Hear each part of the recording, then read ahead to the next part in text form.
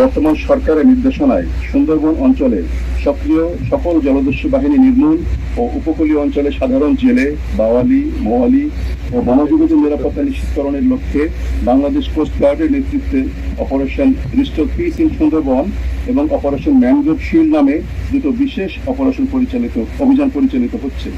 Bangladesh coast গার্ডের ধারাবাহিক ও সফল অভিযানের ফলে সুন্দরবনের সক্রিয় বিভিন্ন দস্যু বাহিনী বর্তমানে ব্যাপকভাবে কোণঠাসা হয়ে পড়েছে। কোস্টগার্ডের কঠোর নজরদারি, গোয়েন্দা তৎপরতা এবং নিয়মিত অভিযানের ফলে গত 12 ফেব্রুয়ারি 2026 হতে অদ্যাবধি 26টি বিদেশি আগ্নেয়াস্ত্র, 10 রাউন্ড তাজা গোলা, 178 রাউন্ড তাজা কার্তুজ, 25 রাউন্ড ফাঁকা কার্তুজ, 187 রাউন্ড এয়ারগান গোলা ও 2টি অস্ত্রটি উদ্ধার এবং সর্বমোট 21 জন বনদস্যুকে আটক করা হয়। এ সময় দস্যুদের হাতে জিম্মি থাকা মোট 20 জনকে জীবিত উদ্ধার করে প্রয়োজনীয় চিকিৎসা সহায়তা প্রদান শেষে নিরাপদে তাদের পরিবারের নিকট হস্তান্তর করা হয়। দস্যুরা তাদের কার্যক্রম পরিচালনায় ব্যর্থ হচ্ছে, যার ফলশ্রুতিতে সুন্দরবনের কুখ্যাত ডাকাত সুমন বাহিনীর প্রধান সুমন হাওলাদার এবং তার সহযোগীরা কোস্টগার্ডের নিকট আত্মসমর্পণের সিদ্ধান্ত গ্রহণ করে। এ প্রেক্ষিতে গত 17 মে 2026 রবিবার রাত 11টায় বাগেরহাটের মংলা থানাধীন সুন্দরবনের নন্দবালা খাল সংলগ্ন এলাকায় বাংলাদেশ কোস্টগার্ডের নিকট ডাকাত ছোট বাহিনীর প্রধান সুমন হাওলাদার ও তার সহযোগী সহ সর্বমোট 7 জন ডাকাত অস্ত্র ও গোলাবারুদ সহ কোস্টগার্ডের নিকট আত্মসমর্পণ করে। এ সময় তাদের কাছ থেকে 3টি দেশীয় একনালা বন্দুক, 2টি দেশীয় পাইপ গান, 25 রাউন্ড ফাঁকা কার্তুজ, 3 রাউন্ড ফাঁকা কার্তুজ গ্রহণ করা হয়।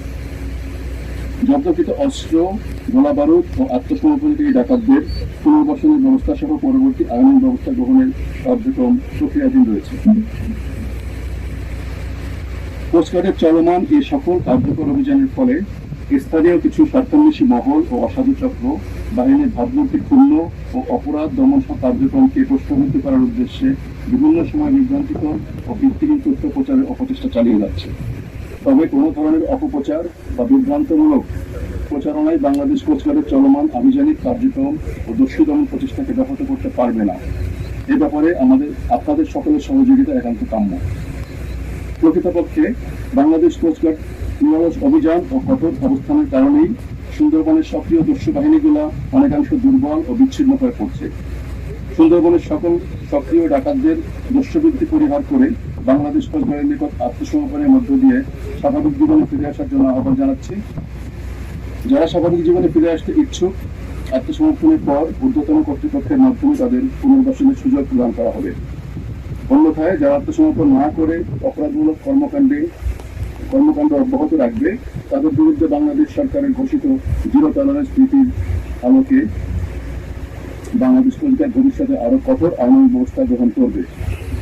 একই সাথে সুন্দরবনকে দস্যুমুক্ত ও নিরাপদ রাখতে বাংলাদেশ কোস্টগার্ডের নিয়মিত অভিযান ও গোয়েন্দা তৎপরতা অব্যাহত থাকবে। সরকারের নির্দেশনা, আপনাদের সকলের সহযোগিতা এবং অন্যান্য আইন শৃঙ্খলা বাহিনীর সমন্বিত প্রচেষ্টার মাধ্যমে সুন্দরবনকে সম্পূর্ণরূপে দস্যুমুক্ত করা সম্ভব হবে বলে আমি আশাবাদী।